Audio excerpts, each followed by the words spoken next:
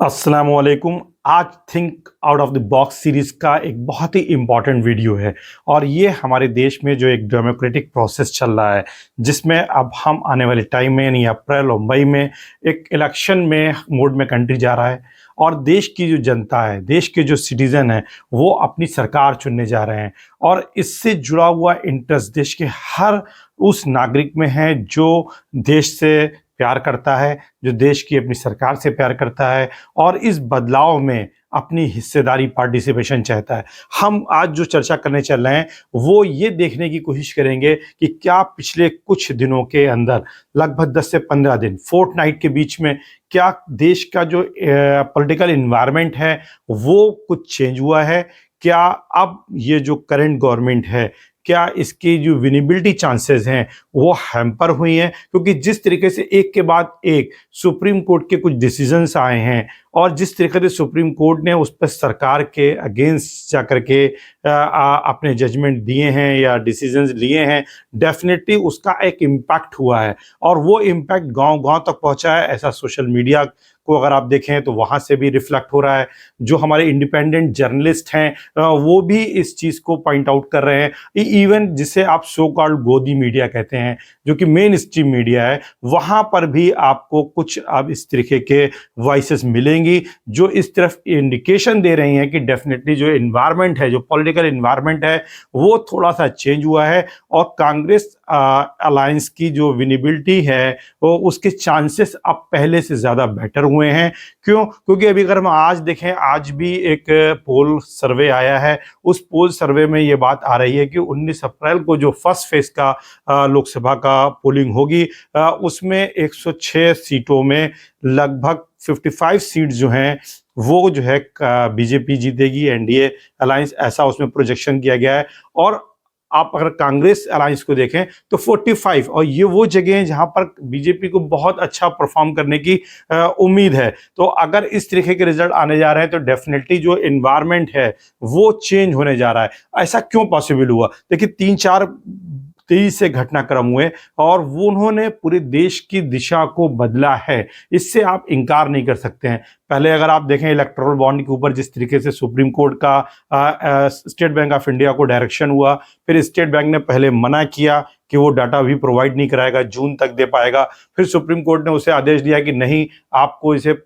12 मार्च को अपडेट करना है और 15 मार्च तक जो है ये इलेक्शन कमीशन की जो वेबसाइट है उस पर पब्लिक डोमेन में जो है इसे ले आया जाए। इसके बाद वो डाटा आया, हालांकि वो डाटा भी पूरा कंप्लीट नहीं था। उसके बाद सुप्रीम कोर्ट ने फिर जो है स्टेट बैंक ऑफ इंडिया को बहुत ही सख्त एक डायरेक्शन दिया और कहा कि वो एफिडेविट पर 21 मार्च तक वो सारा डाटा हमको बताए और ये उसमें मेंशन करे कि अब उसके पास कोई भी डाटा छुपाने के लिए नहीं है। तो ये एक बड़ा आया डेवलपमेंट हुआ, जिसके चलते अब कहीं ना कहीं जो पॉलिटिकल फंडिंग हुई और जिस तरीके से इलेक्टोरल बॉन्ड के जरिए से सबसे मोर देन 50% या अराउंड 50% बीजेपी को मिला है और जो दूसरी पार्टियां हैं, खास करके एनसीपी नेशनल कांग्रेस पार्टी है, डीएमके है, समाजवादी पार्टी है, नेशनल कॉन्फ्रेंस है, जेडीएस है, इन सभी पार्टियों ने क्या किया, उन्होंने अपने अपने जो डोनर थे उनके नामों को ओपन कर दिया। हालांकि कांग्रेस का जो अकाउंट है वो सीज है और कांग्रेस ने ये बात अब कही है कि स्टेट बैंक के पास उसके सारे डाटे अवेलेबल हैं और स्टेट बैंक चाहे तो वो सारे डाटे को पब्लिक डोमेन में ला सकता है, हमें उसमें कोई ऑब्जेक्शन नहीं है। लास्ट 10 ईयर से हम गवर्नमेंट में नहीं है, ईडी और सीबीआई और इनकम टैक्स हमारे कंट्रोल में नहीं है। हमें जो चंदे मिले हैं, जो डोनेशन आई है, वो कहीं ना कहीं इलेक्शन के प्रोसेस के हिस्से में आई है। लेकिन जो बीजेपी के पास डोनेशन गए हैं उस पर वो एक्यूज कर रहे हैं कि बीजेपी को ये सारा जो फंड आया है वो एक्सटॉर्शन के जरिए से आया है, कहीं ना कहीं वो ठेकों के बदले में इलेक्टोरल बॉन्ड मिले हैं, या कहीं ना कहीं जो करप्शन था, जो ऐसे लोगों से उनके खिलाफ कार्रवाइयों को रोक करके या हल्का करके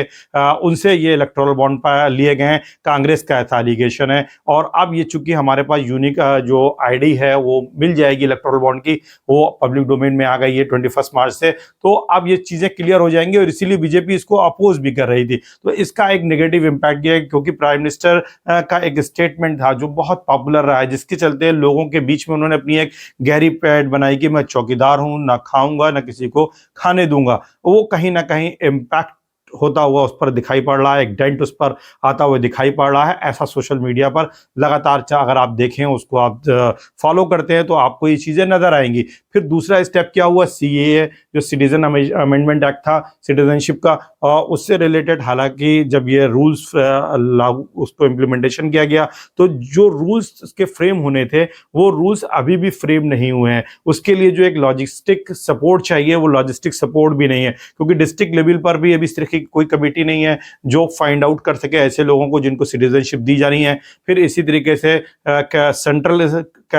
कमेटी भी नहीं है, और फिर फाइनली जो है इसको गवर्नमेंट ऑफ इंडिया को डिसाइड करना होता है कि किसको सिटीजनशिप देनी है। तो कुल मिलाकर के उस पर सुप्रीम कोर्ट ने स्टे तो नहीं लगाया, लेकिन साथ ही साथ सुप्रीम कोर्ट ने इस बात को इंडिकेट किया कि अभी लॉजिस्टिक इंफ्रास्ट्रक्चर ना होने के चलते किसी को सिटीजनशिप दिए जाने की संभावना नहीं है। और साथ ही साथ गवर्नमेंट को बहुत कम टाइम दिया और उनसे कहा कि आप 2 अप्रैल तक ये सारा डाटा प्रोवाइड कर दें, और फिर 2 से 8 अप्रैल के बीच में जो पिटिशनर्स हैं वो भी अपने काउंटर एफिडेविट दे दें, और उसके बाद 9 अप्रैल को हम सुनवाई करेंगे। तो जो एक माइलेज मिल सकता था, पॉलिटिकल माइलेज मिल सकता था सीएए का, कहीं ना कहीं उसका बेनिफिट बीजेपी को मिलता हुआ अब दिखाई नहीं पड़ रहा है। फिर गवर्नमेंट के ने जो अमेंडमेंट एक्ट 2019 में लेकर के आई थी उस पर पिटीशन पहले से ही थी। 2014 से अगर देखा 2019 से उस पर कोई 4 सालों के बीच में सुनवाई नहीं हुई। अब सुप्रीम कोर्ट ने कहा है कि वो दोनों पर, यानी सिटीजन अमेंडमेंट एक्ट सीएए की जो कॉन्स्टिट्यूशनलिटी है उस पर भी वो अब सुनवाई करेगा, हेयरिंग करेगा, और साथ ही साथ ये जो रूल्स हैं, ये जो अभी इसको इन्फो करने के लिए जो रूल नोटिफिकेशन आया है उस नोटिफिकेशन की भी वो सुनवाई करेगा। तो कहीं ना कहीं ये मैटर भी अब जो है लंबा फंसता हुआ दिखाई पड़ रहा है। अभी इन 2 मैटर से बीजेपी की उबरने की ही कोशिश कर रही थी कि आज सुप्रीम कोर्ट ने एक और नोटिफिकेशन करके, एक और हियरिंग करके स्टे लगा दिया है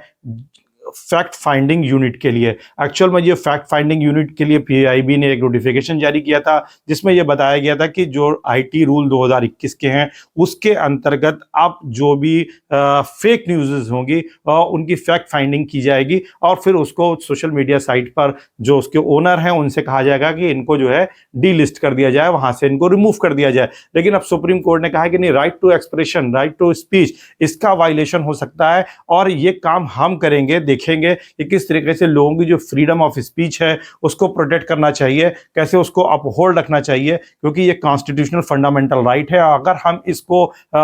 प्रोटेक्ट करने में फेल है तो डेफिनेटली ये डेमोक्रेसी के लिए अच्छा नहीं होगा। इसके चलते आप उस पर भी स्टे लगा दिया है, और कहीं ना कहीं ये एक बहुत बड़ा झटका आप मान सकते हैं प्रेजेंट गवर्नमेंट के लिए। तो कुल मिलाकर के अगर इन सारी चीज़ों को हम देखें तो इन चीज़ों के चलते बीजेपी को कहीं ना कहीं पब्लिक में एक ऐसा मैसेज गया है जो ये इंडिकेट कर रहा है कि सरकार इसके भी कहीं ना कहीं कुछ प्रॉब्लम्स हैं, कहीं ना कहीं सरकार ने इस तरीके से डोनेशंस ली हैं, या सीएए का जो मैटर है, क्योंकि सीएए के मैटर में अगर आप देखें तो 3 कंट्रीज जो हैं यानी पाकिस्तान, अफगानिस्तान और बांग्लादेश, यहाँ के जो परसिक्यूटेड माइनॉरिटीज़ हैं उसमें हिंदू, सिख, बुद्धिस्ट हैं, पारसी हैं, क्रिश्चियन हैं, लेकिन मुस्लिम्स को नहीं लिया गया है। अगर हम देखें तो मुस्लिम्स भी वहाँ पर बहुत सारे परसिक्यूटेड हैं, और एक कम्युनिटी है जो कि मुस्लिम कम्युनिटी नहीं मानी जाती मुसलमानों के बीच में, कादियानी की, तो उनको भी प्रोसिक्यूशन के नाम पर इंडिया में सिटीजनशिप देने के लिए उसमें प्रोविजन नहीं किया गया है। फिर म्यांमार के जो मुस्लिम्स, रोहिंग्या मुस्लिम्स हैं, वो भी प्रोसिक्यूटेड हैं, रिलीजियस प्रोसिक्यूटेड है, उनके लिए भी कोई प्रोविजन नहीं किया गया है। इसी तरीके से तमिल हिंदू के लिए जो श्रीलंका में जिनका प्रोसिक्यूशन होता रहा है उनको नहीं रखा गया है, तमिल मुस्लिम को नहीं रखा गया। तो कुल मिलाकर के इसका भी एक नेगेटिव इम्पैक्ट आया है कि कहीं ना कहीं सरकार की जो मंशा है, क्या इससे बेनिफिट, पॉलिटिकल माइलेज लेने का इरादा रखती है सरकार, या निश्चित रूप से सरकार